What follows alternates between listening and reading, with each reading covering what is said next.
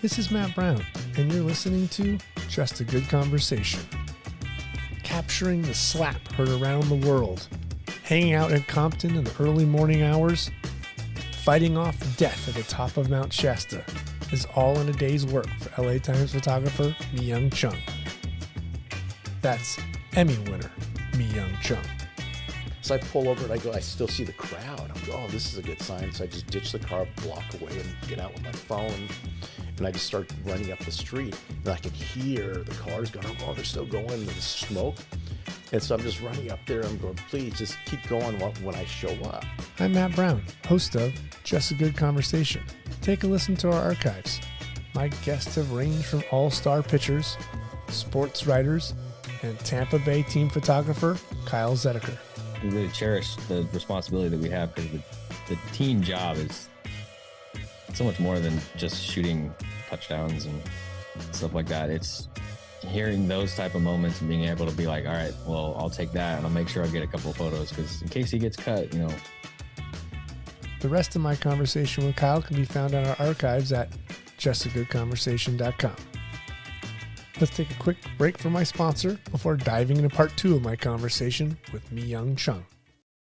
There's a lot of stuff that comes with it when you're at the Times from the Daily News or you come up, right? Like now you could travel anywhere in the world. You know, expenses, gear, all these things start to change where they're now readily available. There are a lot more opportunities at the LA Times. But there's expectations that come with that, right? There are lots of expectations, yes. Yeah, lots of expectations. And were you ready to take that on? Because I think that's the thing people forget. When you get called up to the pros, they don't want you playing like you're still in double A. No. They were expecting it, and I think I delivered. I think I worked my butt off there. You know, I hustled and just did everything, above and beyond. What was that first 6 months like? It was exhilarating. Oh, also... Because you're young still. You're only in your early 30s. Yeah, I was 32, I think. Yeah. Just shy of my 33rd birthday. But during that first 6 months, that's when you remember that shooting happened at that Jewish center up in Granada Hills? Mm-hmm. Do you remember? Yeah. And so I was there on the ground, right? And I got that really nice shot of the line of kids and the cop coming under the yellow tape. But they ended up they liked the photo of David Boer's picture from that same thing from the helicopter looking downwards. So that's the picture that got, all the play and stuff. It's like, instead of the ground level stuff, I'm like, oh. And I was like the first on scene too, because I had just passed it going to the office. And then on the scanner, we had police scanners, right? I heard this call about the machine gun fire at the such and such thing on what's that street on Rinaldi. I go, oh my God, I just passed it. Then the office calls. We had two-way radios too. The office calls me on the two-way radio and says, "Did you hear that? There's shooting." I go, "I heard it." They're like, "Turn around, get your butt over there quickly." Yeah, and literally, I was maybe 3 minutes away from that thing. By that time, the shooter, Buford, whatever, the shooter was gone, right? But once I got there, right, it was eerily quiet. And there's a couple of people, I think student aides or something on the side, some blood on her legs. But everyone was still inside. And then little by little, cops started showing up. And then, they kind of cleared it, secured. And then the line of kids came down the driveway. Right. And by that time, I remember Hans Gutnick showed up from the Daily News. So he was next to me. We're kind of shooting the same picture of, the kids and the yellow tape and the cop coming underneath. What gear did you have on you, at that point to cover? It was two Nikons. At that point, it might have been... Did you have 300-2.8 readily available? 1999 would be, I think, still an F3, maybe an F5. No, F5. F5s. F5s. Yeah, they came out in 96. Yeah, you had that. I had the F5, I think 2 F5s. I had a 300 4.5 smaller lens. Okay. It was lighter, in the whole range of 24, 35, 50. Okay. Fixed focal lens. You didn't happen to be carrying a 6 with you or something? Or no, 4. the longest I had, I think, carried with me was maybe a 300 2.8. Right. Yeah, it's one of those random moments you don't know what you got. Yeah, but you also you. have the teleconverter too if you needed to just slap that on. Right. But yeah, I shot that with a 300 4.5. It was just lighter. I'm kind of running around, just seeing what's going on. If I had to run or duck or whatever. Jump in the bushes and hide. Yeah. And so I was there in like in a matter of minutes, several minutes, 6, 7 minutes. It's like it got swarmed, cop cars, helicopters, and Daily News, other media, TV, just everyone just starts showing up. Did you put pressure on yourself to think about goals like I want to win this or do that or travel or go here now that you're at the Times? Did I put goals on myself when I got to the Times? Yeah. Not really like that, but it was more of I wanted to do some, worthwhile stories, stories that were kind of like important to the community and things that I could be proud of. Okay. That was kind of goal. It wasn't, for me, a goal wasn't like I want to travel the world, Okay. That wasn't a goal. For me, it was just, I just want to do stories which I think are worthwhile and important, and things that we can share with the community. Right. So I thought that was what was important, more important for me. Yeah. But the being at the LA Times with their resources, it was just it was more possible to do that kind of stuff. Yeah, they're available. Yeah. When did you start to dabble in digital? Were you early or were you You mean like digital cameras? Yeah. Or did you kind of put off on it? No, the digital camera started coming in because I got hired in '99. Because remember what '99 was? Right. Y2K. Y2K. So, like around maybe mid, we had the Nikon D1 digital, and then after that, for Y2K, a little bit towards I think maybe like a couple months out, they outfitted us with the Kodak, the DCS cameras. I had the Nikon DCS. Okay. Was it the 760 or Some 7 numbers? Huge, the ginormous. ginormous camera. Yeah.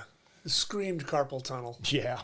So they outfitted us with those and laptops, just in case we're out in the field. They wanted us out in the field. Massive laptops too. Well, it was the Apple Lombards, the Thick. big, thick, dark, plastic covered ones. Right. At that time, it was like, the peak of technology. It was the height of technology at that point. 2 hours of battery life. Yeah, same with the DCS, the big cameras, like the giant PCM, the PCM CIA cards or whatever. 512 megabytes. Yes. Fill that baby up.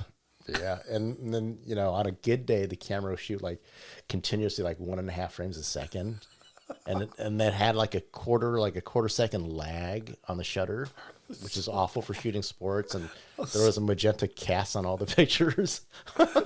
Try shooting boxing with that thing. I tried boxing with an NC2000 that we borrowed from the AP. I had to go shoot a boxing match for the Daily News in Palm Springs. And they needed it transmitted sent right away, so I borrowed an NC2000 from the AP to do that, and it was awful. Yes, it was awful. God! And another thing too is if you're photographing boxing like ringside, do not wear white. No, because it turns out pink afterwards. When it's over, it becomes pink. Hawaiian shirts or black sweatshirt. Yeah. Do not wear your white new Oxford button down. It'll be destroyed. Oh my God. How did you even get any boxing images out of that thing?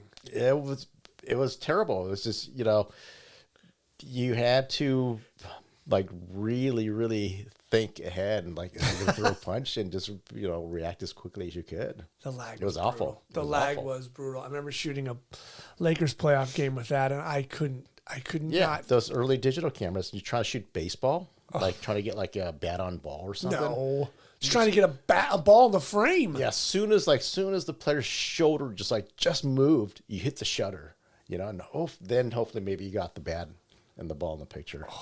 So bad. And it was single frame because you can't motor drive up 1.5 frames a second. It was awful. No, because it only took 6 frames and it buffered.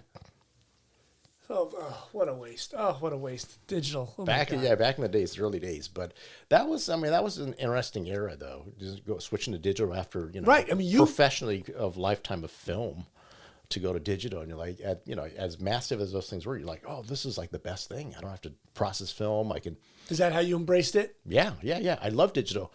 I don't miss film, because back then film was a tool I used. It was, and what we had to do, the way we worked, our workflow, was because of film. Shooting 3 innings of a baseball game because you had to drive back to get the film processed. Right. It was just the way life was back then. Unless you had a darkroom set up at Dodger Stadium or whatever, we didn't. So 3 innings, boom, you're on the Off you road. went. Yeah. Like football games, like you shoot the first half, you leave at halftime. Grab a hot dog first, and then you leave. Of course. Yeah, or high school football. Yeah, all that stuff. Bad lit. Yeah. You'd go bail off. Yeah. I remember doing half high school football, doing 1 quarter, driving, go to another game, get the 3rd quarter, and then drive back. Oh. Right? Because they had to get 2 games in, so you had to do like Buena Park, and then you go to Fullerton, then go to Santa Ana. That's masochistic. So I got to cover. High school preps on a Friday were big. Yeah, they were. We would shoot high school football in just really terribly lit stadiums where on film, where you could push to 3,200 maybe. Oh, you had no choice. You had no choice, just like golf 2.8, ball 500. size grain. It was awful. And then with the digital, oh my God, you couldn't shoot past like 800 or something. Oh, no. And so you had to like shoot it with strobe. Right. Yeah. Okay. And basketball, high school basketball, we had to set up strobes. There you go. That's how it was. Oh, when I got to the LA Times, we had strobes set up at Cal State Northridge, because they were our, college, the Valley's college, and so we had strobes set up there, right? And it was great shooting, basketball game on strobes. It's just such clean images. Was that new to you? Strobes? Shooting on strobes? Oh yeah, absolutely. And it was just the coolest thing. And then, and this, one season we go there. It's the beginning of the season. I go shoot the game opener, go, switch it on to do a test fire, and there's like nothing. I'm like, wow. Turn it off, turn it on again. There's like nothing. I look up. I'm kind of squinting, looking. I get my telephoto lens, and then you see our magic arms, but the heads are missing. What? During the summer, apparently, there was filming taking place in that gym, okay? Like a film crew. Right. And they set up their lights up there, and they went to recover the lights. They probably thought the Speedotron heads were theirs, so they took it off the magic arms, probably just took them with them. So someone... just packed them up? So someone took our strobe heads, the LA Times strobe heads. Because they didn't take the packs. The packs are chained down. Right. And the magic arms were safety cable too, right? They just, I'm assuming the heads were safety cabled as well, but the heads were gone. The packs were there, the arms were there. Holy crap. Yeah. So I wanted to share that with you. Whoopsie daisies. I mean, it's crazy, but it happens. Riggers, they get up on a catwalk, they'll take everything. Yeah, like if it's like, oh yeah, hey, that looks like movie stuff, just take it with us. Take it. Yeah, and then the guy's checking in going, who the hell packed 4 Speedo heads? Yeah, so, I told that to the office. The office got in touch with, like, the sports department, and they called the movie crew, and the movie crew said, they don't know anything about it, of course. And right. So, and what do you do? Oh, we got 4 heads right here. We're waiting. Did you start to use strobe lights and portraits a lot or stuff like that for the times when you were doing early? Yeah, I was using the like the Normans, those are such awful lights because sometimes they would fire, sometimes they wouldn't, and it was before the Pocket Wizards where you use like the quantum remotes. Mm-hmm. It was so awful. So a lot of times you would just use long sync cables, right? You plug it into the camera and tape it so it doesn't pull out, and your distance was limited by how long of a cable you had. So I did a lot of portraits with strobes. Did you like that? Yeah, I loved it.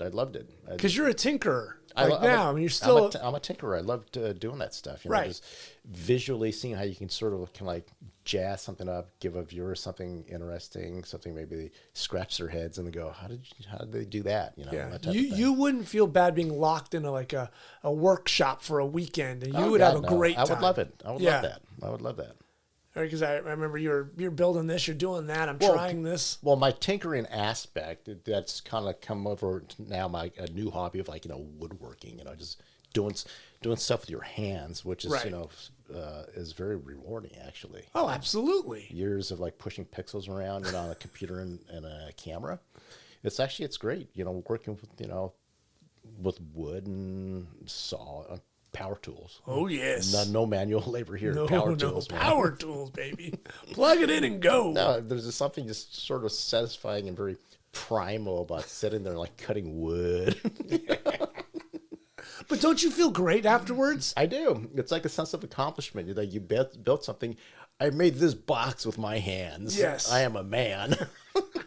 Hear me roar. Why did you do the whole thing without your shirt on, though? That's kind of... So at the times, were you just like those now 4 or 5 years in? Are you just living the dream? Are you happy? I'm very happy at the times. Yeah, yeah. Tom doesn't call you and asks, "Are you happy?" No. At the Valley, a couple of times, an instance or so, I just felt like I was getting a little bit burnt out there too, like just being limited to the Valley. And then, a year and a half later, they wanted everyone to move into the downtown office because they were closing the bureaus. Right, everything was getting condensed and one. stuff. So they moved into the main office, and that was great because all of a sudden now you're just doing had greater opportunities, kind of like doing what the LA Times does. Right, go for it. Yeah. What was the But there's also a lot of pressure too. Because you're just surrounded by some, great photographers, so there's all this pressure on you to do the best, to work hard, and always just try to, be creative and make, unique, interesting images. So 2 years in, right? So like September 11th happens. Mm-hmm. Were you, in the Iraq War happens in those first couple of years? Were you ever one of those guys wanting to raise your hand and go? Because you didn't have war experience when you were at the Daily News. No, and I'll tell you why. Because when I got older, I just realized that's like something I didn't want to risk myself, put myself in danger like that. Just getting older. When I was younger, when I was in college, I was talking actually with Todd Bigelow. Mm-hmm. I was chatting with Todd Bigelow, and when we were both in college, because we both worked on the Sundial back in the mid '80s, we're like, "Hey, you want to go to Central America and cover the Contra El Salvador?" El Salvador. Like we really thought about going down there. We were just blue flames, just go. Yeah, just naive blue flames, and we just wanted to go. And then eventually, sanity took over, and we're like, yeah, maybe it's not a good idea or safe to go down there. Because we read, when you're grown up, you read about all these stories, how like a lot of great photographers, they made their name and mark covering, conflict. Right. Some of the greatest photographers, they made their name covering the Vietnam War. Mm-hmm. So we're like, hey, maybe we got to go cover a conflict. We work with one of them, Nick, right? Yeah, all those guys. Yeah. Great stuff. Knockways, covered all those things. David Kennerly, yep. He's still there, and the late great Eddie Adams, yep. So all these guys is just. So when that comes forth, you're not raising your hand to be like, I would love to spend the summer in Iraq. I wouldn't volunteer, but if they asked me, I think I would have a long talk with them about it. It's like, yeah, maybe, just find out what the guarantees, safety, what kind of protocols and safety systems that we have set up. And I would probably question them heavily. But, just getting older, it was like, covering conflict was just, for me, was like less and less important. See, you're only in your early 30s. You make it sound like you're 55 at the time. I mean, so at 33, you're already starting to think like... Yeah, even at 33. I'm not Blue Flame. Yeah, even at 33. No, I'm Blue Flame locally. Locally, not in a war zone. Not in a war zone. Yeah. And because I don't think I have a personality. I don't know. I think with your complexion, you look good in camouflage. There's a picture of me in camo because I did a story on the ROTC program at Cal State Northridge. So they did it at Vandenberg. So you see me with in camouflage and stuff, and holding like an M60 machine gun.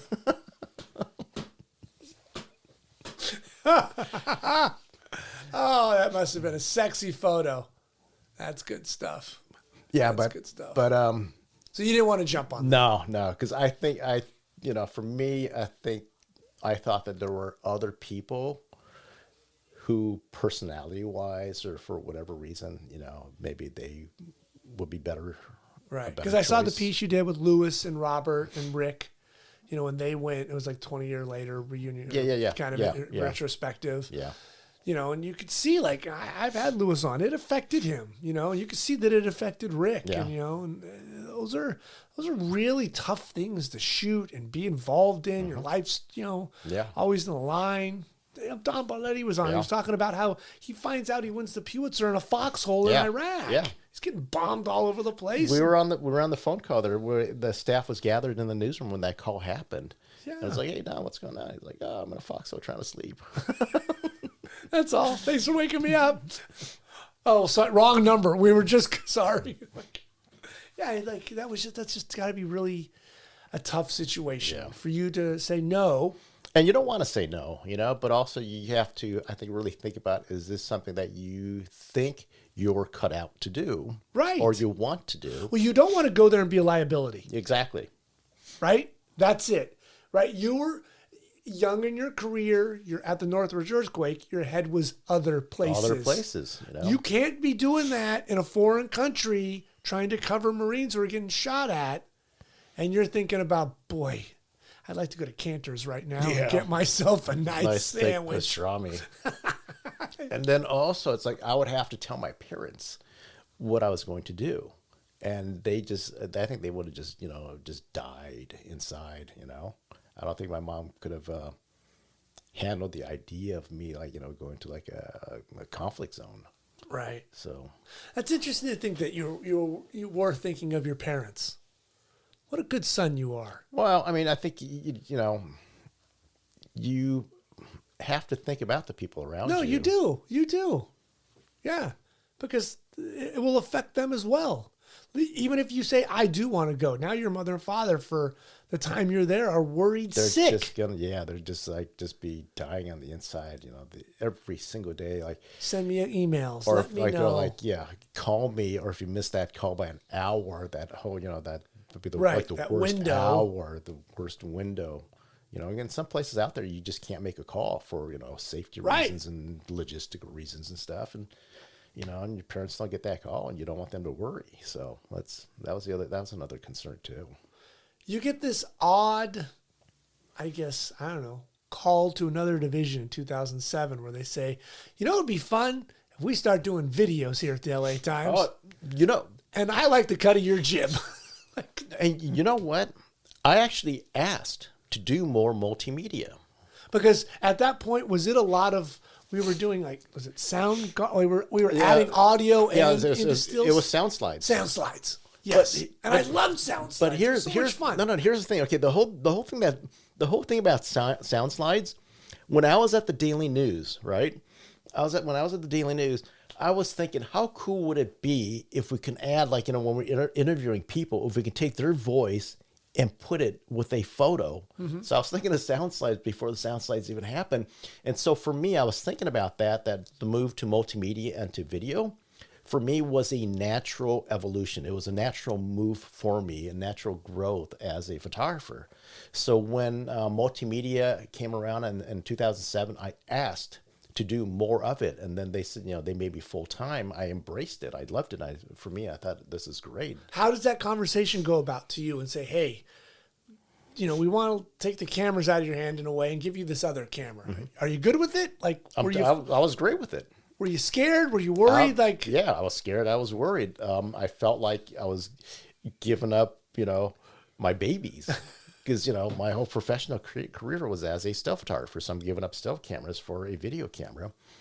But I embraced the technology, and I was excited about the technology. And I wanted to do more of it because I was thinking about this whole process long before multimedia was even a thing in news publications or in newspapers. Was there training? What was the training involved for you? What did you have to do to kind of get up to snuff on? My training was whatever I taught myself.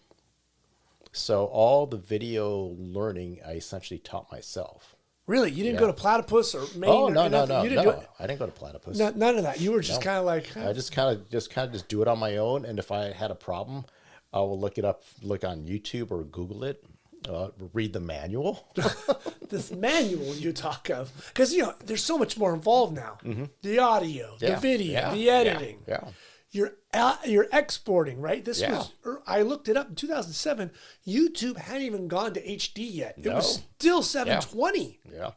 And at that time, I was the professional program I was editing on was Final Cut Express. Right. Yeah. And then after Wowza. that, I think I had Final Cut maybe 5 or something, 5, 6. Yeah. Out of Express, Final Cut was very good, but Express was very limited. Right. It was iMovie slightly Yeah, better. yeah. So I mean, I taught myself on Final Cut Express, and what happened was we actually had a copy in the Valley office when I was working there. They had it, so I'm like, you guys mind if I just play around with this stuff? And they're like, no, go ahead. And this is back in You weirdo. 1999. So I was practicing and doing video, like short stuff, and just kind of learning that stuff back in 1999. Long before 2007, Yeah. I wanted to do this full time. Jesus. Was there any like discussion like, well, if this only happens for a year or two, do I get to go back, or like what where does this put me? Yeah, no, they said if this thing ends, I'm a photographer, so I can always go back to photo. Okay. So there was always kind of like that safety net. But I embraced it. I enjoyed doing it. But even and towards the end, just kind of like the way things were going, I was doing like towards the end, I was doing like a lot of process videos, food videos and cooking videos and car reviews and stuff, like a lot of formulaic stuff. Right. And after a while, I just kind of got tired of that. It sort of got boring. It did seem like I was burning out on that stuff. Yeah, it did seem like at the end that they were doing more like LA Times TV. Yeah. And you were the network photographer Yeah. doing like, hi, I'm Gail, and today we're making salads. Doing a lot of that stuff, like award show red carpets and things, and Right. just Or here I am with the Mustang today, and you're and you just kind of get tired of that. So right. You weren't doing real deep story like where you won the Emmy with. yeah.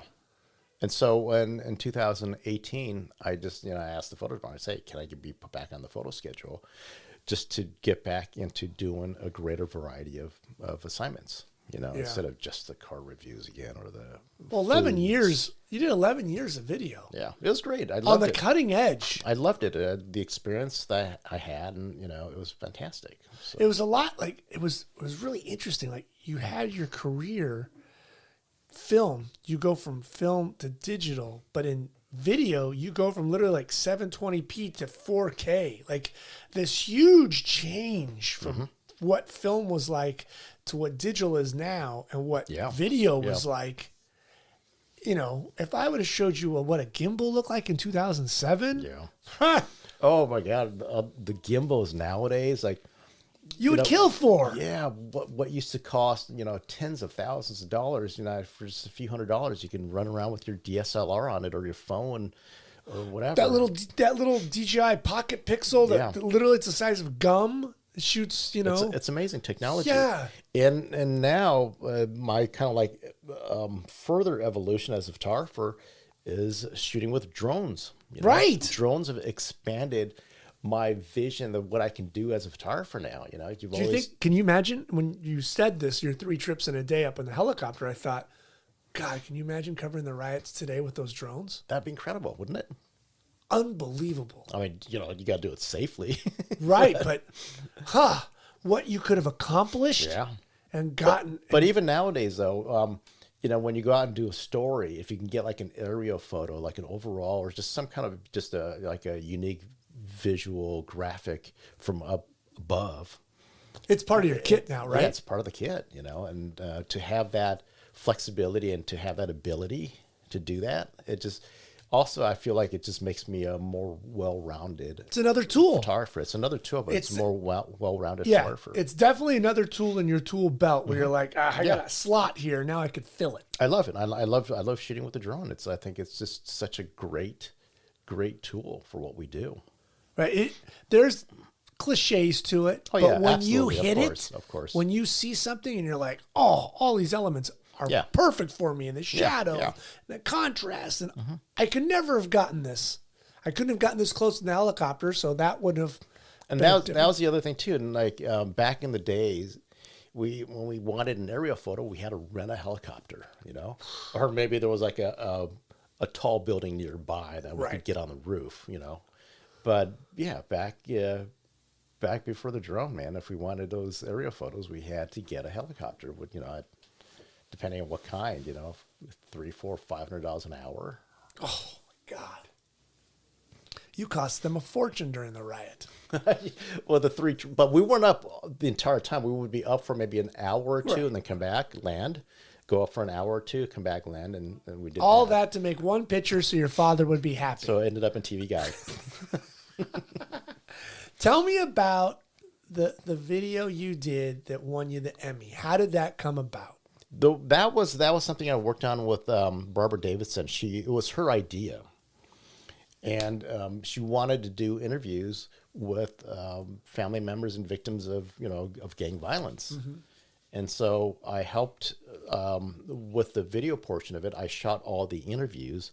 She would ask all the questions, but I'm the one, I set up the whole, the look and set up the cameras. And you did it in black and white. yeah, because she was going for like a very specific look. She didn't want it to be more like a video Right. type of look, but a little bit more, I guess, a little more stylized. Okay. Now, did you come up when you were doing your videos? Were you coming up with the whole concepts and the lighting schemes and everything? Like, how much control did you have? For the Emmy project? Any project. For any project, it was, if you're working out in the field, not a whole lot. But if Okay. you're working in the studio, you had a lot of control in terms of like lighting and, camera placement, Right. background, stuff like that. Now, this project with Barbara, how did you, come up with that concept other than she wanted something more stylistic and lighting? But did you kind of come up with quick pace? How are you going to lay them out, left and right to the? No, it was just basically just try to keep it as simple as possible, like one light. Okay. She wanted to shoot everything with one camera, but I said no. I think we need to have multiple. I knew that we need to have multiple, just because if you're editing, from editing video, you need cutaways, for editing. And on some of it, we shot with 2 cameras, and some of it, which I had 3 cameras set up to give different Okay. options, Right. and so, to have plenty of choices when you're editing. Right. A tight shot, Yeah, medium. yeah, but something. basically for her, it was like let's just go with we originally did the interviews, or we're going to, on location, like at the people's homes and stuff. And we did the first one at someone's home, like in their room. And it was terrible. A lot of street noise. The lighting was window light. It was too bright. It was overlit. It was just no control. It just looked terrible, right? Right. So that's when we decided, let's bring it into the studio, but let's just kind of keep everything, the lighting subdued, low key. Keep it a dark background, and just like one softbox on them, and then just It's pretty. just keep it as simple as possible. Were you even aware that there could have been a chance for an Emmy? Oh no. When you go into something like that, you don't think of stuff like that. You're like, let's just. Did you even think that there was an Emmy category for non-TV? Yeah. I knew about that. Okay. But I mean, this could have been a submission for that, but we weren't thinking about that. Or at least I wasn't thinking about that. But remember, Barbara ended up winning a Pulitzer for the story too. Right. She won the Pulitzer and the Emmy for this story, and it was her story. I was disappointed she didn't win the Tony. If she won the Tony, that would have really capped it off. Yeah. Well, but she But it was an incredible story. It was her idea. She pitched it. She worked it. And she had this idea to do the video, and I just helped her realize the visual part of the video, but it was her project. I was just, lucky enough to have been a part of it. So I ended up shooting all the interviews, and she was there. So I'd set up the studio.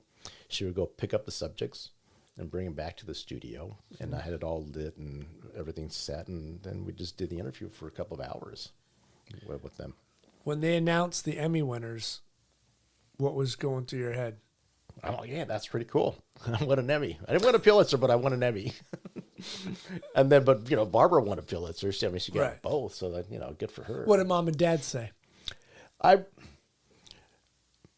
When they announced the Emmy, all the Emmy winners. It was also, I want to clarify, it was a national Emmy. National too. I remember you telling me it was that. a national Emmy, not a regional. Not a regional Emmy. It was a national Emmy, so it was a big one. Yeah, suck it, right? Because I remember you telling me. No, I'm sucking. No, because you were very proud. You're like, I won a national Emmy. It was a national Emmy, and so all the winners, they had the choice, if they wanted to, they could buy their own Emmy, the statue. It was like, I think it's like $400, right? Because what does the Times get one or Well, here's the thing. So I'm like, so I go up, up to our boss and I go, wait, so are you guys gonna buy an Emmy? Are you gonna buy us an Emmy? What's going on? Because like the deadline was coming up. Because I would have paid the $400 and got my own Emmy, right? And so like it's waiting, and and like, what are you guys gonna do? An Emmy would be really nice in our display case over there. And they're like, yeah, we're still thinking about it. The budget $400. And then I'm like, are you guys, what about us? Do we get one? And I'm getting like ready to pull out my checkbook. And then finally they said, okay, yeah, we're going to buy, the company will pay for the Emmy, like the staff, and then the individuals for us. And they said they bought like several. So I'm like, nice. Jesus, come on, people. So I'm about ready to Venmo use $400. Yeah. Exactly. And so where does it sit?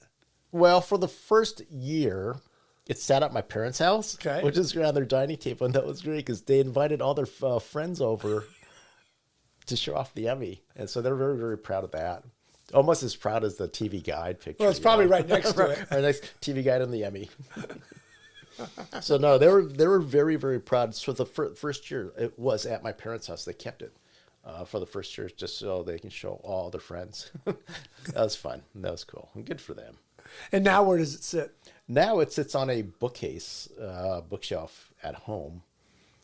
But is it perfectly placed so when you do Zoom meetings, it would show up? no, what I'll do is on Zoom meetings, I'll actually place it behind me, Right. just so that way it's in frame. Not obvious, but just kind of discreetly, settle right. in the background. You should, though, have the OJ picture behind you. With the OJ picture. Oh, man. Oh, was that in the frame? Oh, well, golly gee. No, I've been very lucky and fortunate, like, all these things happening, like, having a signed OJ picture, okay, and, having an Emmy, being able to cover those things, getting attacked, by multiple subjects. Yeah. Just all this stuff. But it's a normal day. It's been interesting, and, just doing video for a long time, being able to fly drones now, which is so cool. I mean, yeah, there's some stories I looked at, and I was like, the sub story, right? We got to talk about the sub story, although Malcolm's going to be very confused that we didn't talk about. Yeah. And then there's the Mammoth Mountain, the story you did in 2010 with Dave McCoy, right? The founder. Yeah.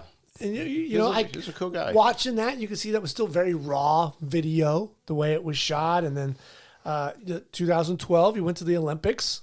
Yeah. So, I mean, two things that really stand out for me for different reasons at the LA Times is in 2007 when I went to the Arctic, the Right. ice camp, Arctic ice camp story with the summary and all that. And then 2012 with the Olympics in London.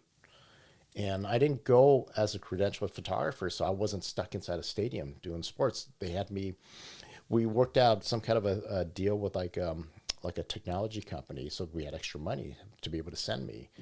And so I went, and I was just around the city, outside, looking for stories outside the city, around the city, and doing some sports assignments with some of the reporters outside of the stadium. And so it was great. I had a chance to see a lot of the city, and just kind of like look for and find my own stories. And a lot of it just turned out to be like little man on the street type of things, like getting the feel and the pulse of what's going on. Right. So that was fun because I mean I was there for 3 weeks, which is amazing, you know. So Well, the Olympics goes on for 17 days. It goes on forever. yeah, I was there. I got there a week before because some of the writers were there a week earlier. Right. So I had to go there and meet up with them to see if there were any stories that I needed to photograph. Start putting together, still yeah. photos. I was there for video primarily, but also doing still photos because I was the outside the stadium guy. I was the around the city because all the stadium guys are inside. You Yeah, know? they're trapped Yeah, inside. they're trapped inside. You're not coming out. So I was the guy, you know, running around the city, picking up various assignments, looking for my own video stories to shoot. So it was great, and I had a chance to see the city. It was just beautiful. Tell me about the Arctic. How does that come about? Because that's not normally a normal destination. Someone says, hey, let's go skiing in the Arctic. Well, in 2007, and this is, it was in, the spring of 2007, we had got a call from the U.S. Navy, their like PIO, asking us, if the media, if we want to go join them in the Arctic for the Arctic Ice Camp. And it's something that the Navy does along with the University of Washington's Applied Physics Laboratory. And they run like, you know, science experiments and various things. And the U.S. Navy and a British submarine counterpart, they do run like, you know, tactical war games under the ice and Right. all that stuff, right? And then you also have other researchers there who do, you know, study climate change and everything else. So there's a lot of science experiments happening up there. And they asked us if we wanted to come along. So the reporter who lives in Seattle at that time, he's passed, but you know, he got a call, and then they asked me, I guess because I shot video too at that time, Right, because you're So double-edged sword, right? I Yeah. could do double duty, and they're like, hey, do you want to go to the Arctic? I'm like, sure. Excuse me. And the most interesting at that point was kind of like shopping for the Arctic. It's like, what do you buy to go to the Arctic? And I did my research and checked kind of like the weather around that time. It was like minus 20 degrees. I'm like, you know, what do you buy locally at REI that'll Nothing, help you survive? right? -20? Like- So I went to REI and I bought like the thickest down jacket, like down pants, right? It's like nothing. It's basically like ski wear, right? Yeah. Like, And so, you know, I go up and I bought some like Sorel snow boots too. okay. So I fly up to, you know, Alaska and boom, boom, boom, fly up to Anchorage, spend the night, and then from there fly up to like Fairbanks and like Prudhoe Bay or something. It's like a commuter flight. And Right. reach- You're taking little hoppers, yeah, right? we get to Prudhoe Bay and meet up with the Navy, and then as we're getting ready, they hand me this like giant, super thick parka. It's like, hey, lose your jacket, put this on, you know. And it's like just super, super dense down jacket, right? Like to the knee, kind of really long. Yeah. So it's like kind of like Mid-thigh or something, okay. mid-thigh parka, and I had this, you know, the down pants on. And it's just basically just for, you know, chance of survival, just in case the plane crashes on the ice and we're waiting for like help or something, right? So they had us on, and we were on one of these giant, you know, big Cessna, like cargo plane that hold like 9 people or something. So we get on that, and then we take off from Prudhoe Bay, and it's like a 90-minute flight, and then we land on an ice floe because the Arctic is just all ice. Right, There's it's no just shifting land. ice. Yeah, shifting ice. So we land on it, and then, you know, there's like these like wooden huts and, you know, a bunch of setup, and that's where living quarters are, and that's where like the Navy had their command center and things like that. And, you know, they walk into us, they open the door, and the first breath you take is minus 20 degrees. Your nostrils just freeze up. You're like, oh, maybe this is a bad idea. It's like you can't breathe because your nostrils are frozen. Oh God. And you're thinking, oh man, it's like, welcome to the Arctic. And it's, you know, it's a springtime too. So minus 20 was warm. Oh my goodness. And so, you know, they checked us in, they kind of gave us a briefing, and they checked us in. We were in this like, you know, plywood shack with like an oil heater, like kept us warm. And so I was in a bunk, so I got my bunk and, you know, just sort of unpacked and kind of got ready. And we were there for like 3 days. But on the second day, right, there was this scramble around the camp. Like everyone's kind of running around and everyone's like quiet, like more quiet. They're not like talking and, you know, you're not jovial. And then we find out, you know, like there was an emergency aboard the British submarine. Oh my. That had to like cycle out a oxygen canister, and like it blew up, and it killed 2 British submariners and it injured 1. And so what the scramble was that the Navy, the U.S. Navy, they sent up the helicopter to try to find like shallow water where the British sub could come up, because they're not reinforced like American subs. Right. So they can only come up through shallow like ice, like maybe like a foot of ice or shallow water, where the American subs, because they're reinforced, their sails. They can come up through, yeah. Like they can come up through 3 feet of ice. So, they're in a scramble to try to find like shallow water, try to get this injured submariner off their thing. And they eventually find this shallow water like about a mile away. And so now, all these people are getting like a rescue party together, with like dry suits and inflatable rafts and like snowmobiles. And it's really, really dangerous and anxious too, because now they have to travel from here to the sub over ice that they'd never been on. There's danger of, are you going to fall through? Right. Yeah, sure. What's going to happen? So there's about maybe like 10 of these, getting ready. And they finally set off, and like it's towards sunset, so it's getting dark. They take off and they're gone. We're like, oh man, this is crazy. We're here for a different story, and like this breaking news happens. And so, how are you covering it? What are you thinking? The reporter is there. I'm thinking as well, I got to shoot still photos. I got to shoot still photos of what's going on, so that we can kind of send some pictures back. But the thing is, we had no way to get this news back to land. Right, yeah. There's no cell communication there. Yeah, the guy's not going to show up on the motorcycle and take your film back. So the story didn't get out until basically we left, like a couple of days later. Like the next day, we left. And so it's getting dark now, and, we see lights, they're coming back, and they fire up the helicopter. And generally it's like, you can't fly the helicopter at night in the Arctic for safety reasons, but they have to fire up the helicopter and fly at night to take the injured submariner back to Alaska, to Prudhoe Bay. What are they, a Black Hawk, or what are they taking out of there? No, it's like a Huey. Okay. It's not a Jet Ranger, but it's like a Huey, almost like an LA County Fire helicopter, like one of those, right? Right.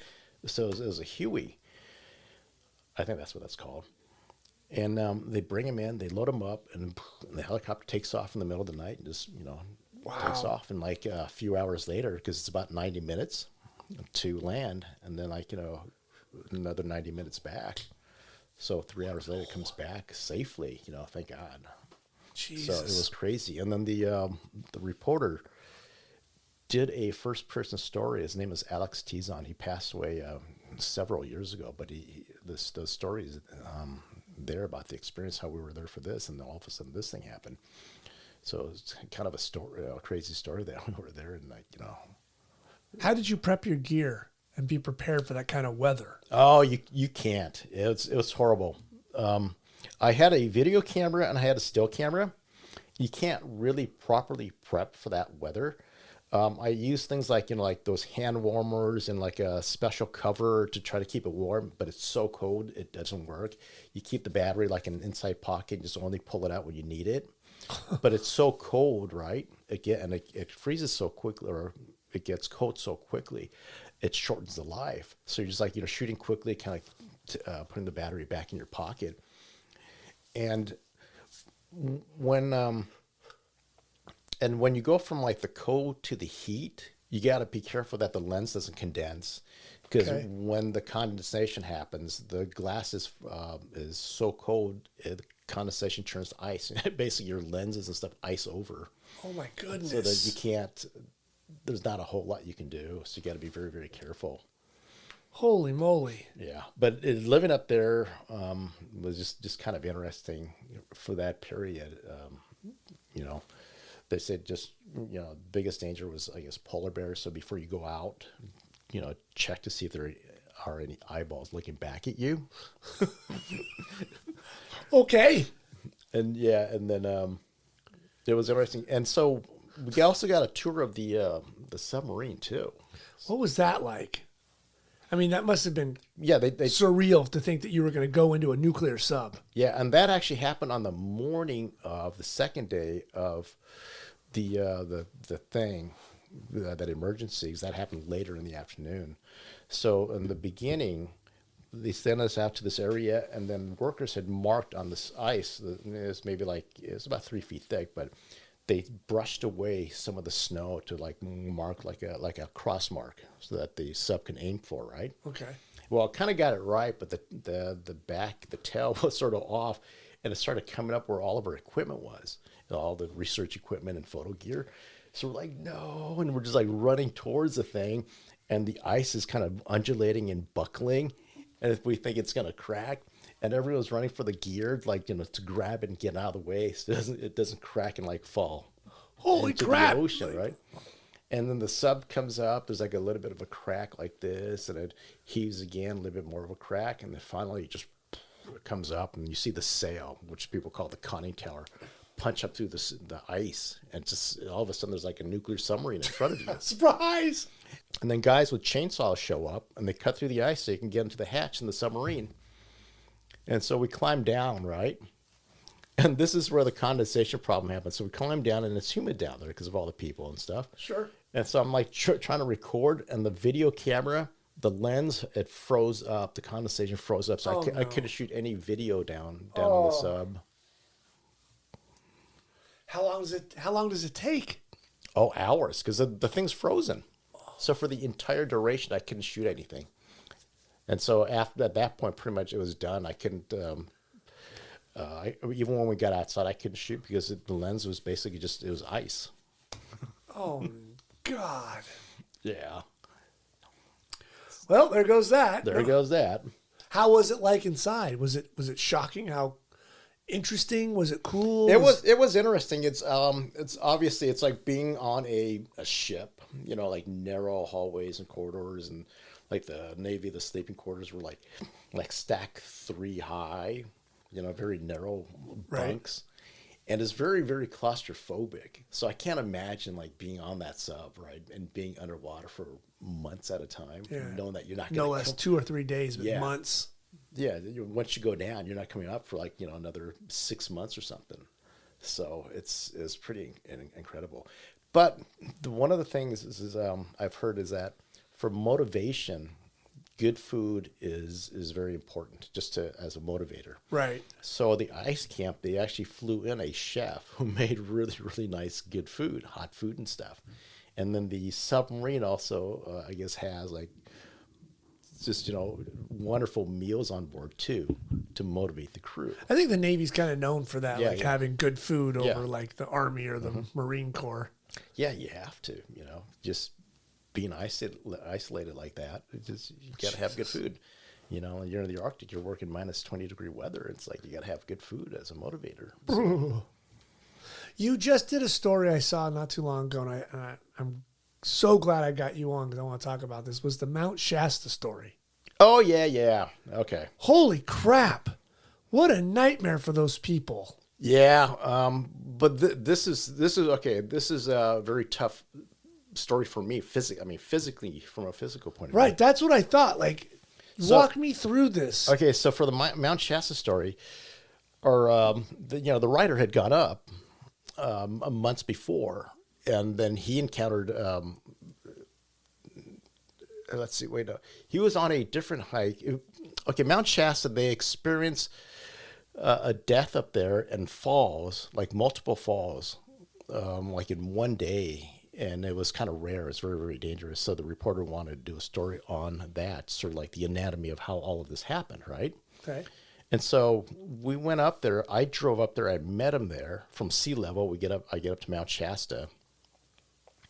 And then the next day, we're supposed to hike up to kind of like where they found like the body, which is up around the 10,000 foot mark, right? And you're going to hike up this? No, well, we drove up to a parking lot, which is about 8,000 feet, 7,800 feet. Okay. And then from there, we were supposed to hike up another 2,200 feet up to there, okay? But I didn't make it because we're already starting off at 7,800 feet, which is over a mile, and there's Well over a mile. yeah, well over a mile. It's like and the breathing even for me is difficult, and as we started getting up and up higher, it started getting more difficult, and I was trying to carry it as light of an equipment load as possible. What did you have with you? That's what I was going to ask. What's I your had gears? I had one Canon 5D Mark IV with two lenses. I had the 1635, Okay. and then the 70 to 200 f4, the lightweight, and then I had a GoPro, which as I use for video, and my cell phone for video, and shoot stills with that in addition to that. Tripod? Stuff. No. No tripods. No. And I had a backpack with a Camelback water bag, just for water and some snacks, and that was it. And so we're making this hike up because it's sunny and fairly warm. It wasn't freezing. Spring? When would you go up? Oh, this is early fall, I believe. Okay. Yeah, But there's still snow up there, right? yeah, but a lot of it melted away. Okay. But the reason we went there is they want to try to see, get some of the snow because with the conditions and stuff. So we got to this area about, I went like 9,500 feet maybe. And at this point, I was just like physically dead. I couldn't move and take another step. I was just totally done. I'm almost 2 miles up. I couldn't catch my breath. I felt a little nauseous, so it felt like like an onset of altitude sickness coming on. And I was just exhausted, right? So I was on this ledge where we kind of rested, and I told the reporter, "No, you and the ranger have to go on to shoot the rest of the photos up where this stuff happened." So I told the reporter, just like, make shoot a bunch of video clips, keep your camera steady, do this. And he did a good job with it. And then the ranger took him up and like another couple hundred feet to where they found the bodies. And so it was just physically, it was just grueling. That was the first time where I just couldn't go any further. I was like done. And they were gone for like 2 hours. During that time, I just sat there and took a bunch of cat naps, just try to recover because we had to hike back down. Right. And it was like over through like boulder fields and stuff. So it was physically a little bit demanding. But luckily it wasn't horrible and I didn't have to be like airlifted off. After like the 2 hour rest, I was much better and I was able to make it down with them. Is it one of those things where the expectations that you'll be able to do that, but without the real expectations of like, wow, Myung isn't in like hiking shape, or this is altitude? Yeah. And no, I mean, I'm physical. I do a lot of hiking, but I do a lot of hiking locally. right. Yeah. I see your stuff, but you're not, I mean, I don't you're hike, not at 8,000 feet. I don't start at 8,000 feet. It's like, for me, hiking in the high desert or maybe like Mount Wilson, which is maybe a little bit over a mile or something. Right. Right. So, that stuff I can do, but anything above that, it's just my body is just acclimated. Because remember, I just drove up from sea level the day before. Right. And then all of a sudden, you're trying to make that hike. And for me, I got up to like 9,700 feet or so, and that was it. I couldn't go any more. So from 7,800 to 9,700, 1,900 vertical feet, that was it. Jesus. And after that, I messaged Robin, her office manager. I said, can you just get me like a decent point and shoot with like a good zoom range? Because there's no way I'm carrying that DSLR ever again for another hiking story. Because, even if you cut it down to like a camera and 2 lenses, that's still like a lot more weight than, you should be carrying or that I should be carrying. It's what, 11 pounds, 12 pounds? No, it's not that much. It's a few pounds, but still all of that adds up. Like, every step it adds up. So they got me like a nice little Sony point and shoot for like any of those physically demanding stories like that. Oh my gosh. What was your thought? Like, did you want, if you would have made it up, what would you have tried to accomplish? Do like an interview? Yeah, do the interview and find out where all the bodies are found on the snow in the area and things like that. Okay. But just, I couldn't physically make it anymore. Just wasn't going to happen. I was done. I was pooped. So the whole story was 2 people, basically amateur hikers, hire a professional. They go up get caught on ice that they shouldn't have been on and slide, what'd they say? For Like almost a mile, I think. Yeah, a mile of sliding. Like, yeah, like almost like 1,000 vertical feet. Yeah. Almost a mile of sliding, which is crazy. and just tear themselves up. But the one group where the mountain guide was killed, and she wasn't a experienced climber too, and that was the shocking part. Right. And then the other one were like these two sisters who were like totally unprepared for what was up there, So that. Well, people don't get it. I mean, I remember a registered reporter got trapped at Saddleback Mountain, and that was just a day hike, but they didn't come down in time, and they got stuck up there At night. When up it gets there dark. at night. Yeah. It's like, guys, you got to realize, like, if it takes you 4 hours to get up, it's going to take you 4 hours to get back. Yeah. And when you get there, you want to probably sit for an hour or two. Yeah. It's like time goes by quick, and temperature change, water, snacks. What? Yeah. All that stuff. All that It's stuff. only a 6 mile hike up. Well, that means it's a 6 mile hike back. Like you get winded. Yeah. It's brutal. It is. It's tough. And these the hikers, they were turning around. The guide, I think like they're turning around, and something happened, and Right. they lost their home. Wasn't the whole thing, because it's all accounts, is somebody snagged and somebody goes, and then they're all tied together. Yeah, so they're all tied together apparently for some kind of safety, but also the risk is like one person goes down, there's They a chance drag that all three they with them. drag all of them down. So Yeah. You've been kind of lucky at the times. You've done a lot of really cool travel stuff, because I always see you and you're like, oh, I'm traveling up the 101, or here I am it's fun. here I am at this beautiful place or that beautiful place. But the problem with that is you're not really having fun. No, because you're not on a working. trip. It's work. Because it's working. And the thing is, you're working from like sun up to way past sundown, trying to get like pretty light and stuff. Right. She was shooting sunrise. Yeah. You're not getting Like, up at 9. You get early pretty light, and then you want late pretty light too. So you're just working the whole day. It's long days, and you're the only one there, so you got to cover everything. Yeah, and you're not experiencing it with a loved one, having red wine and prime ribs sitting there, seaside. Yeah, for me, it's takeout Denny's, so I can go back to the hotel and eat while I'm editing. Takeout Denny's, that must be really good. Denny's is one thing, but takeout. You know what? Denny's is pretty good. I love a moon over my hammy. I mean, Denny's could be a potential sponsor. I would love Denny's to be a potential sponsor. I will wear a moon over my hammy t-shirt all day long. So you get in touch with Matt Brown at justagoodconversation.com. Smash the like button. Smash that like button. Oh, shit.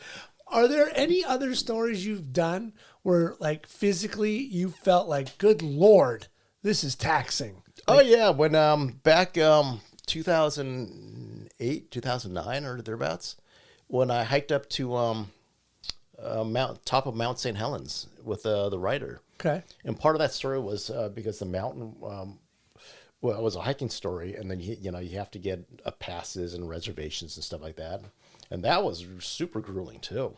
But it was really weird, unique, because you start off at the tree line, right? Mm-hmm. Then you go up, and like the next third of it was like boulders, like big boulders where you're kind of like climbing over, and then after that, like the top, it's like gravel and sand. So you got these like 3 distinct, Wow. different layers, and then and the thing is, it took me, the guys I was with, the other people, they were like more accomplished, so they already got up there. It took me 45 minutes to make that final, right? And by the time I get up there, like, oh, okay, we're ready, let's go. Because we've been up there for 45 minutes. I'm like, no, man, just sit tight for like just 15 minutes, 10 minutes. Give me a little bit of time. And so, get pictures and just enjoy the view up there. And then there was this kid, a teenager kid, like he's maybe like 15 years old or something. He was like a jackrabbit, just like running up the thing. And the poor kid, he ended up cramping up his leg, so we had to take turns carrying him down the mountain. Oh, no. Until he regain the use of his legs. Oh, my goodness. So, oh God. So it was interesting. But we left, like, we went up before sunrise. It was dark, and then we got back, like late in the afternoon. So it was like an all-day trip. But it was fun. It was unique. Wow. And then I went up there like 2 more times because, the I guess the lava was kind of like bubbling or something like that. And so they had me go up there just kind of keep an eye on it to see if anything happened. Hey, Myung, go keep an eye on some hot lava. Something like that. Okay. I would love to see that emoji sent to you. So yeah, that was interesting. Mount St. Helens was interesting. That was physically grueling too, because you're hiding starting from the bottom like up to the top. So it's just like, geez.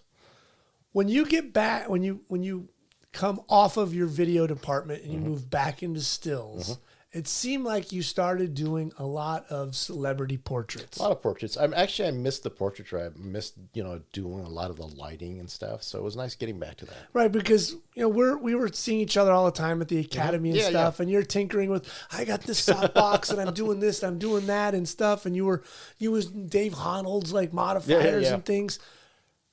Was that like really like inspiring to you to do those kind of portraits? Yeah, it was because I wasn't doing that for video. For video, I wasn't doing any of that stuff, So for many, many years, I wasn't doing like the creative portraiture and things like that. So it was nice to get back to it, doing it, and it took a little while to get back up to speed. Okay. Because back then I was still using them like the pocket wizards. And like, hooking it up to like either speed lights or dyna lights, right, to trigger them, until I got a set of Godox. Right. And man, that's the thing. I know it's like pro photo ripoffs, knockoffs. Sure. But with the radio trigger, that's always reliable and always works. Oh my God, what a game changer! So they are amazing. Having the Godox was just an absolute game changer in doing portraits. It's so funny, like when you deal with a portrait with the general public, CEO, mayor, person of the week, and then you have a celebrity. You got a professional. You got a woman who knows her body. A guy, he looks great. When you're dealing with celebrities, what's your process? What are you thinking going in? Like what pictures I'm trying to make and story I'm trying to tell? How much do you think about that? Whenever I photograph people, just generally people, I always try to get a flattering picture of them.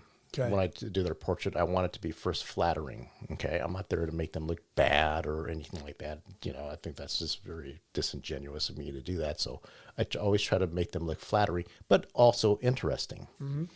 And celebrities, the way I start is I usually Google them and find out what their best angle, which best side is, left side, right side, straight on, what the best lighting is. Is it flat lighting? Is it just a little bit above this way, off to the side, or which way? So I do a little bit of homework that way to find out the best way to light celebrities, because they don't have a lot of time. So you got to kind of be set up and ready to go. Right. You only have several minutes with them. So you just have to be ready to go, and you can't do a whole lot of fumbling. So I do all of that sort of ahead of time, which way I want them to pose. And then, like, depending on what the story is, maybe just with the mood, is this somber, light smile, things like that. And just you were doing a lot of, like, really wide open aperture stuff. Oh, yeah, right? I love that stuff. 1, 2, yeah, wide open with strobe and things like right. that. Yeah, because I think it just has a really... Do you do high sync, or are you a neutral density kind of guy? I'm a neutral density kind of guy, just because the high sync, you lose a lot of power. So at least, with the neutral density, it works better for me, I think. And it just... You the variable? Do you switch? Yeah. I have the variable. And also because when you do the high sync, it's like multiple pulses. And after like 40 frames or 40 shots, it overheats the strobe. So you got to kind of like stop. Right. So I'd rather just do the regular full burst and just control the overall exposure with the way down variable density. And that's the coolest thing, being able to do that, like using strobe, shooting wide open, like sometimes with the wide angle, like 24-1.4. Yeah. Just get that really, really unique, look that you normally don't see in a portrait. At all. So I love that stuff. I love just kind of messing around with things, that way, with that process. Does that still spark you? Get you fired up when you get to do that? Yeah. Ooh, I get to play. And my favorite lens, I have a 24-1.4, I have a 50 1.2, and I have the 85 1.2. And shooting that 85 is just so sharp. You're shooting wide open. Mm-hmm. like on the eyes, strobe, and high key stuff, low key. It's a beautiful lens is what you can do with that. Do you play with your softbox, octabox? Like, do you different kind of shapes and things with your light modifiers? I do if I have the time. Okay. If I have the time, I'll do that. Or if I have a specific idea, I'll go and do that. And it just, I change it around. I mix it around depending on kind of like the look or the mood I'm going for. So it gets mixed around a bit. Have you shot some people you're just like, this is going to be so easy? She's beautiful. She knows exactly where to put herself for this light. You know, a lot of actresses are like that. They know. They know how to present themselves to the camera. But here's the thing.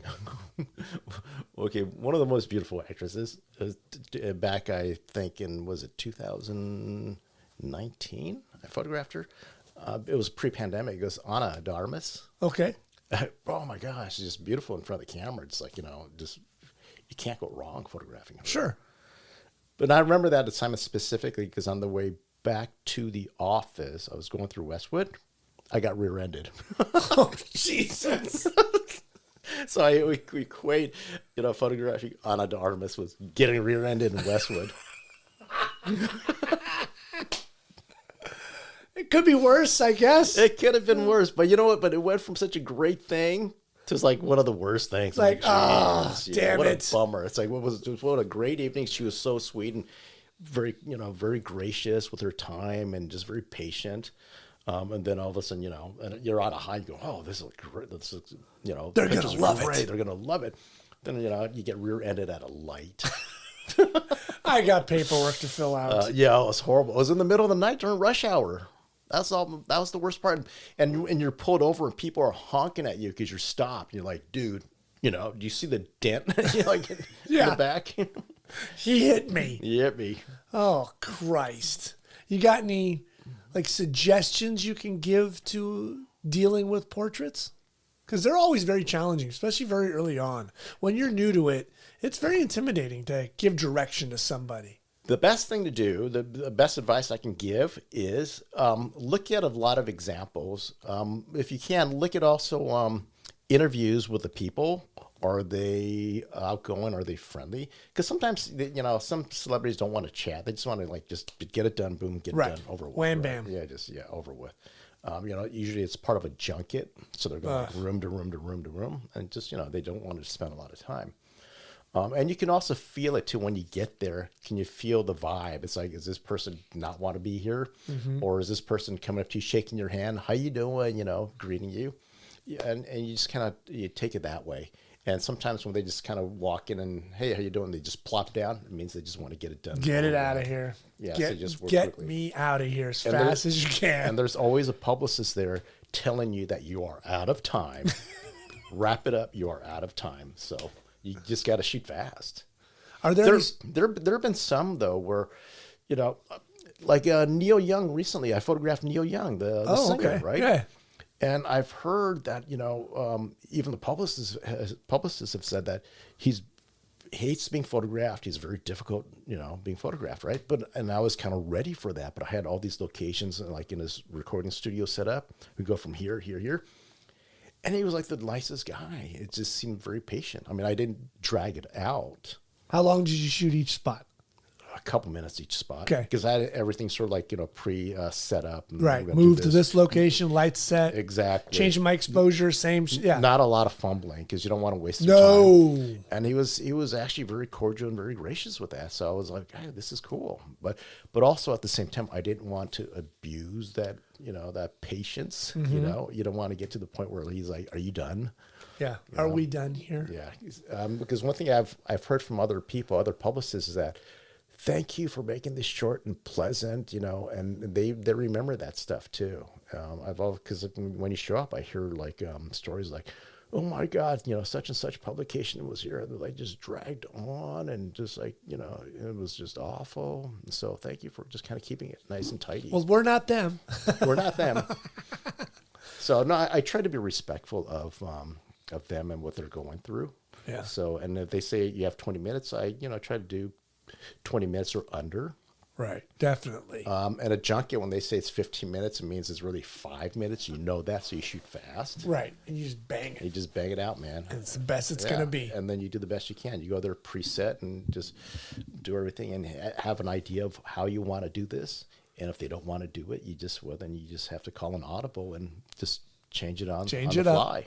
Have you had any ugly situations? What, celebs? Yeah. Or just like people just like, I'm not doing that.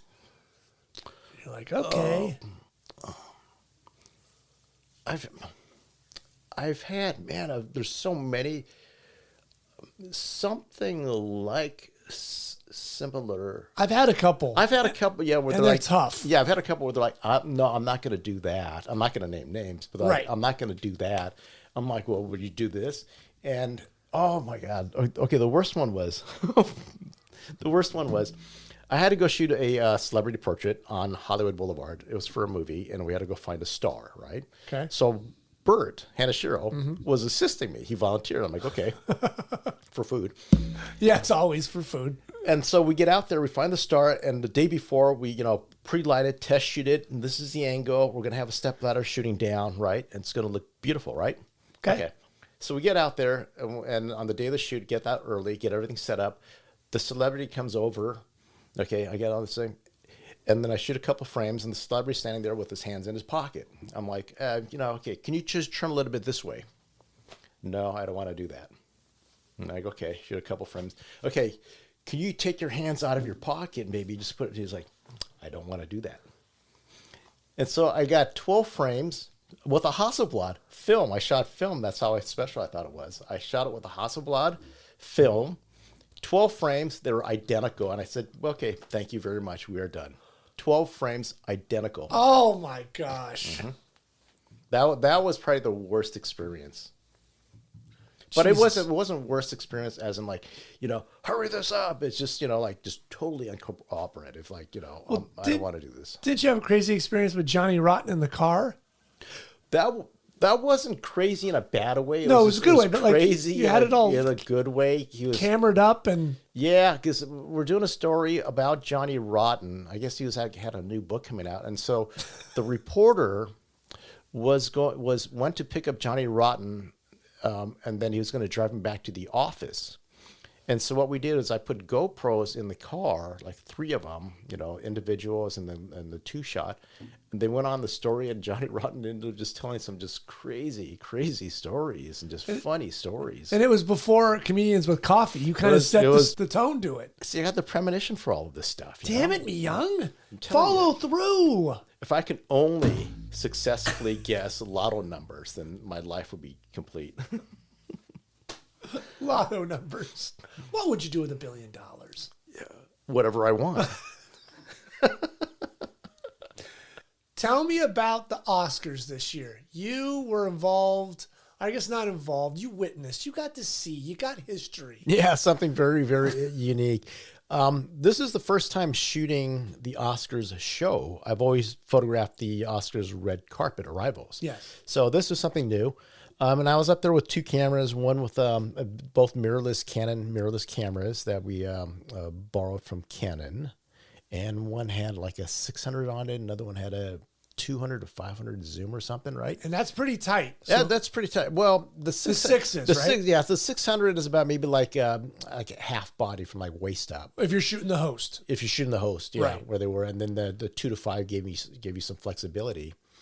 And so I had both of them on Wimberley heads.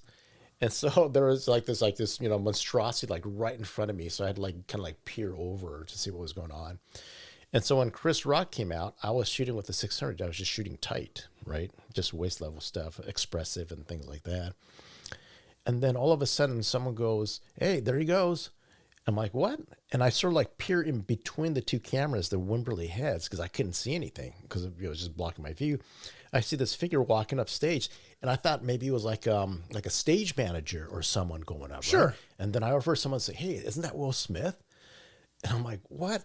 And at that point, I'm going from the 600 to the 400, and then like mid movement, I see Will Smith's arm go up. I'm like, "What's he gonna do?" and I'm still not on the camera yet. I just grabbed the shutter on the shorter camera. And I just started firing, and then you see here that's kind of like slapping, the arm moving. Right. I'm like, oh my God. And I just kind of shot it blind. Right. And so I'm thinking, oh my God, did I miss it? And it was like the most anxiety inducing like time ever. It's one of those things where like, you don't want to miss it.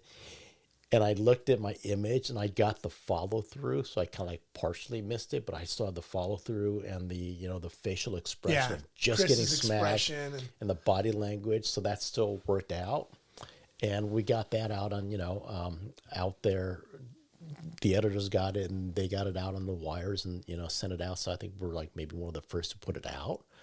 So whenever like a Google alert shows up, it's always like with my name and like that picture. And I'm thinking, man, is that, issue still ongoing? Did you hear the jokes and get a sense of what was going to happen? I heard the jokes, right? And I thought, you know what? Yeah, they make jokes about that all the time. But Sure. But I didn't know it was going to lead to something like this. And I'm sure no one did. But it was crazy because after the slap happened, all of us, there was like 9 of us in the projection booth shooting at all the different agencies, right? And we were just going, we're like, hey, is that part of the gag? And, it's like, is this part of the program? And like no one knew for sure at that time. And the theater got really quiet. Okay. And then Will Smith walked back to a seat and sat down, and Chris Rock standing there. And we thought, hey, this is all just part of the skit of whatever's going on. And we didn't know it was until when Will Smith started, shouting, yelling at him, like, keep my wife's name out of your mouth. And then, and especially when after he dropped the F-bomb, when he said, keep my wife's name out of your effing mouth. That's when we realized, oh my God, maybe this thing was real and it's serious. And the theater just got like dead, just. And you feel the pressure? Yeah, you can feel it's sort of like that, just that negative vibe, the mood change, and just how all of a sudden just kind of got sort of dark and dreary at that point. It was just a really weird experience. Did the mood ever change, or were you kind of waiting like, are they going to take him off? Is Chris going to do something? Is he going to say anything? Yeah. Well, after that, they went into what was the last award or something, like the best picture or best actor. Well, like an hour later, he wins. Yeah. So, I mean, that's so weird that he's even there and not being in cuffs driving off stage. The whole thing was crazy because after that had happened, shortly thereafter, they went to like commercial, right? And then Will Smith was walking around. Other actors were, up with him, like kind of like talking to him and, talking with Will Smith in the audience. So we're all shooting stuff of that. We're just shooting everything that was happening there. Now, see, it was just really weird. This is the technical question. What's that exposure? Because when you're on the stage, it's a great exposure. Well, on the stage. Okay, I'm shooting ISO 6400, like 320 at f4, I think. Okay. Thereabouts. All right. And then down in the pit, that area, yeah. I think it was like ISO maybe 12,000 or something. Right. But the mirrorless cameras, actually, they handle that low light level really, really well. Okay. Yeah, everybody's wearing black. Yeah. It's dark. Because I was shooting with an R3, the Canon R3 and an R5, I think. I think it was those two cameras. Okay. But either way, the low light level capabilities on those cameras were great. Just fantastic. Did you think at any time someone was going to get pulled off the stage or out of there? Like, what was you had to have a sense you just watched just two guys or one guy go at another. Were you thinking like, oh my God, like we're going to watch an arrest or? Well, we thought, maybe like, someone from the academy was going to escort him out. And then the weirdest thing is he ends up with a best actor Oscar. I mean, it was just a bizarre evening. Not all of it, just from that point on, it was just totally bizarre the way it was handled too. So you're like, wait, what's going on here? How did they even end it? Like was there nothing said and everybody just kind of like turn a blind eye to it? At that time, I think everyone just they didn't know what to do exactly. they're probably still struggling with what do we do here? You know, I'm sure nothing like that has ever happened before. Never. So they didn't know what the protocol was, right? And everyone is, you know, everyone back at home and everyone after the fact, they're saying, well, Will Smith should have been arrested, and he probably should have, but no one knew exactly what to do at that point. Right. I mean, so it was just it was a strange evening. Wow, that was crazy. Yeah. And it was one of those things for me. I consider it was like I missed, but it was a lucky mistake. I didn't miss it completely. I missed enough, but it was still a good picture that it worked, you know, and it was just one of those things where it was just, you know, horrible thought that if I just totally missed it, it would have been just really, really bad. Who would have thought working the balcony would be so important and crazy? Yeah. Normally, it's very straightforward. You shoot this, shoot the hose. Yeah, I mean, it was the stage. first time I was shooting the show, and you know, I was enjoying it. You get to see a lot of the singing and dancing in the program that's going on, different than shooting the arrivals. And then, you know, some dude gets smacked, and you're like, wait, is this for real? This is how the Oscars is inside. So yeah, in my professional career, just being witness to all these weird events, you know, that sort of happen throughout. It's been kind of interesting. Yeah, that's got to be up in your top 10. I don't really talk about it because it's one of those things where, you know, 8 other photographers all got the same picture, and some got actually better pictures too, like, you know, with the arm closer, like the full swing. Right. No one got like hand-on face contact, but, you know, others had just, you know, a greater series sequences of this, you know, the slap happening. Yeah. So, but you were there. but I was there, and, you know, I got something so that was bonkers. usable, and it was widely published. I think it ended up even like in People magazine or something. Oh yeah, it was everywhere. I showed that to my parents. Oh, that your parents is between trophies and magazines. All and the clippings that they hang on to, you know. there must be a shrine over There's there. a shrine Yeah. with a lock of my hair and a candle. Do you still get fired up taking pictures? I do. I enjoy it when I'm doing it, but I'm at a point in my life where I also enjoy not doing it. I enjoy my time away. You know, I think I've got to the point in my life where I've done enough, and I think I've done enough where I can enjoy not doing that. I don't have to think about it all the time, you know. I'm on vacation now, and like for the past week and a half right now, I have not touched the camera. You know, I've been busy with other stuff. I've been doing some woodworking stuff. I had to fix a faucet. I mean, just other things in my life, you know, and it's been very nice. It's been rewarding. So for me, I think it's also important that you do find some kind of a balance between work and life.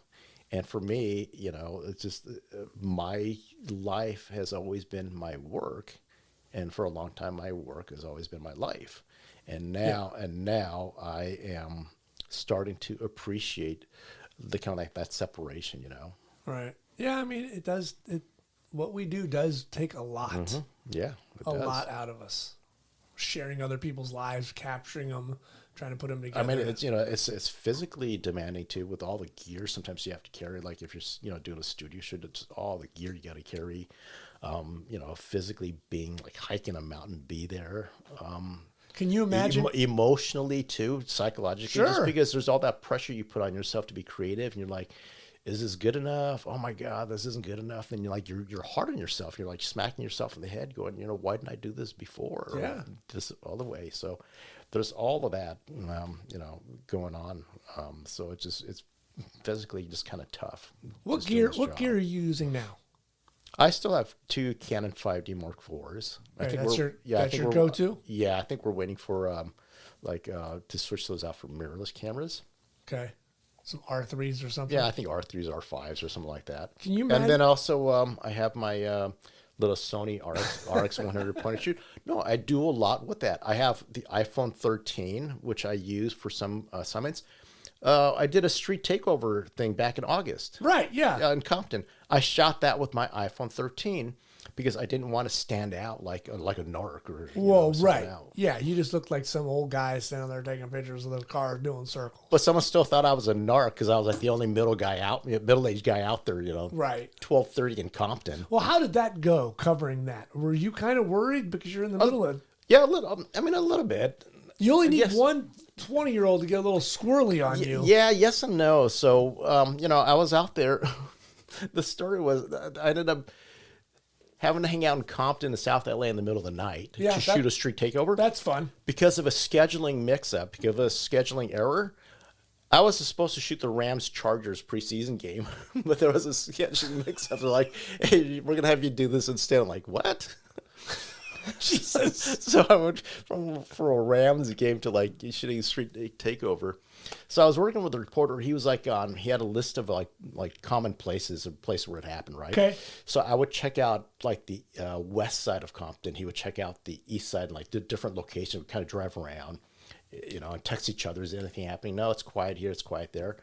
And then I got out. This is midnight, probably. Well, we got out there around 11, but it's still pretty early because a lot of it doesn't happen until like after midnight. Yeah. And so around 12:20, I'm over there in West Compton.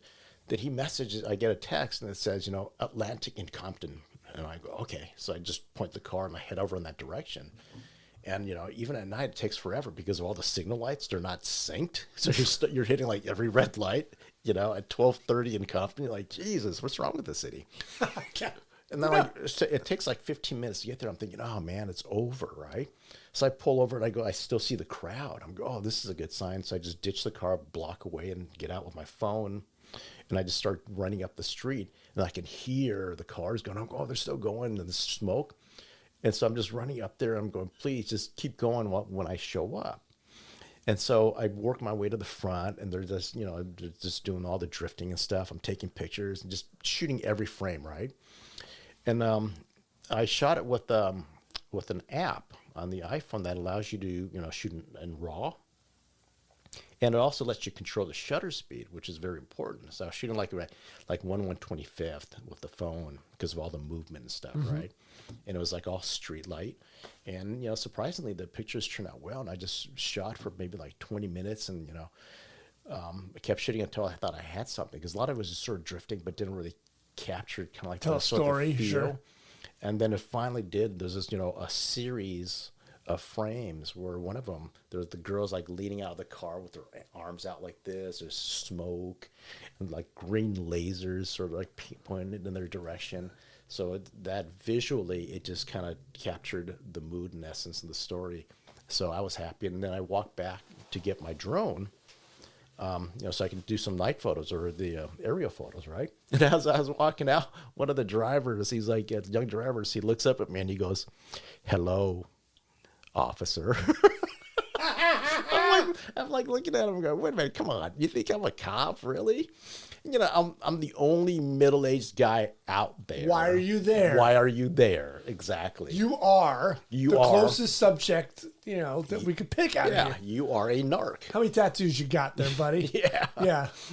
What's your handle, huh? That was funny. And then when I got to the car, like a few minutes later, cop cars, 3 sheriff's cars with lights on came up the street. So they probably thought I was a cop and I called them. Great. And then I go, hey, you know what? Forget the drone. It's time to go home now. Yeah, time to go.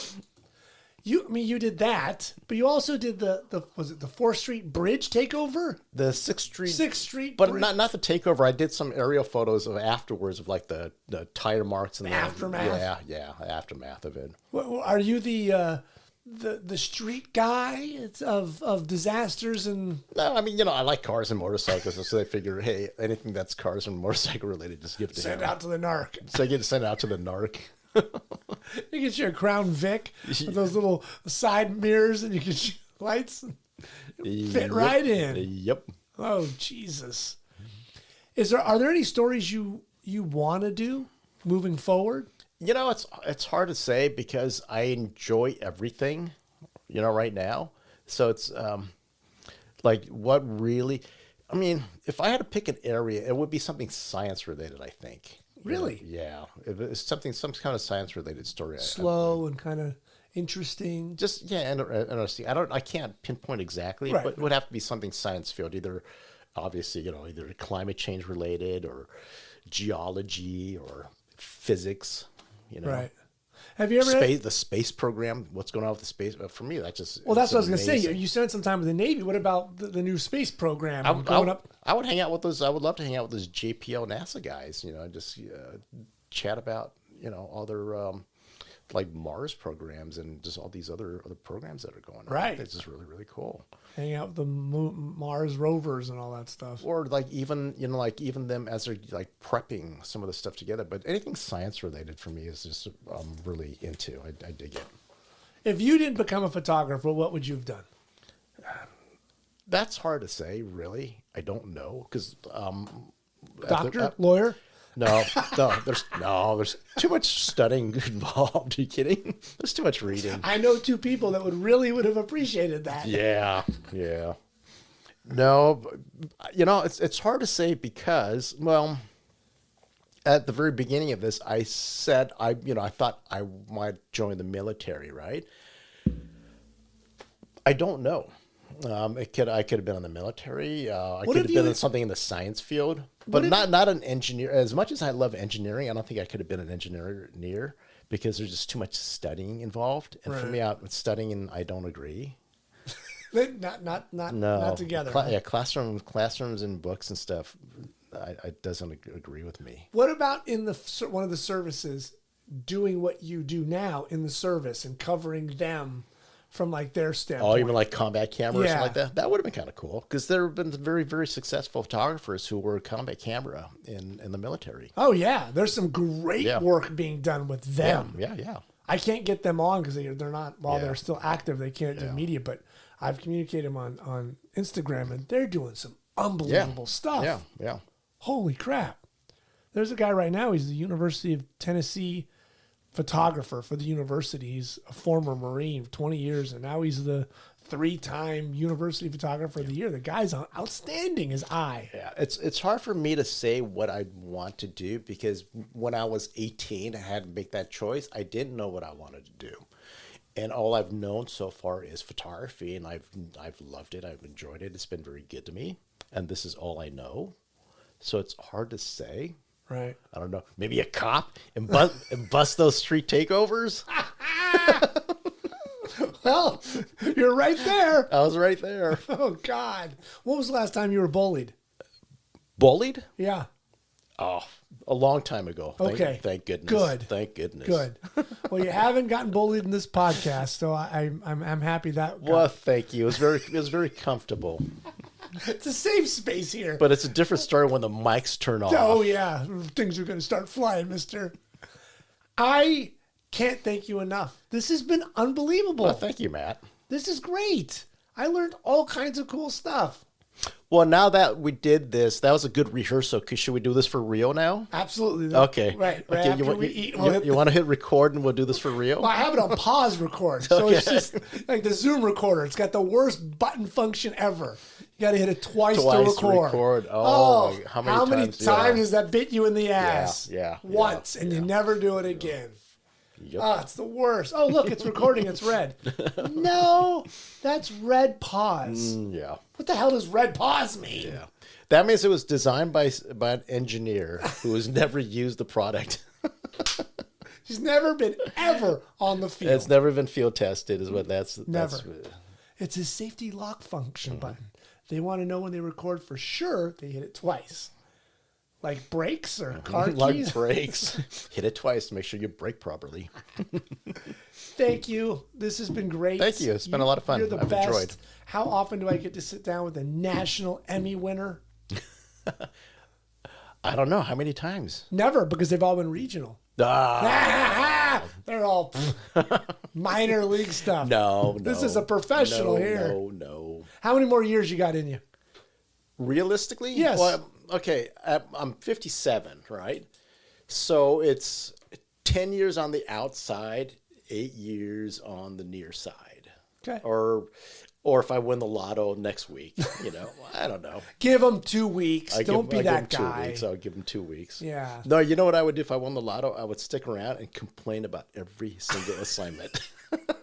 You come back on the podcast and do Yeah. This is how it really is. This is how it really is. If they only knew. Yeah. You go drifting. I go drifting. Yeah. You could go to West Compton on a Sunday night at 2:30 in the morning and just sit there. Yeah, but I think realistically, maybe about 8 years, right around 65-ish. Okay. It's been good, but get it done and then get on with the next chapter of my life. Right. We need to start having a wood shop. Wood shop, man. Yeah. Was it the Nick Offerman's character from Parks and Recs? Right. Like that guy. Absolutely. Ron Swanson. Ron Swanson. I'd love to have a little warehouse somewhere and have a workshop and just go and come make my own stuff, and that's it. Yeah, Smell of sawdust. Well, I'm getting old because I enjoy that whole process of just kind of working with wood and creating things with your hand, just taking things a little bit slower. It's different. So That's how it should be. Yeah. You're the best. You ready to eat? I am ready to eat. Let's eat. Let's do this. Thank you, Myung. I appreciate it. Thanks, Matt. All right. Thank you for listening to part 2 of my conversation with Myung Chun. If you enjoyed this episode and you want to hear more, please become a subscriber to the podcast. Remember to follow the Just a Good Conversation podcast on Instagram, and you can find all of our past shows at the website at justagoodconversation.com. Thank you for listening.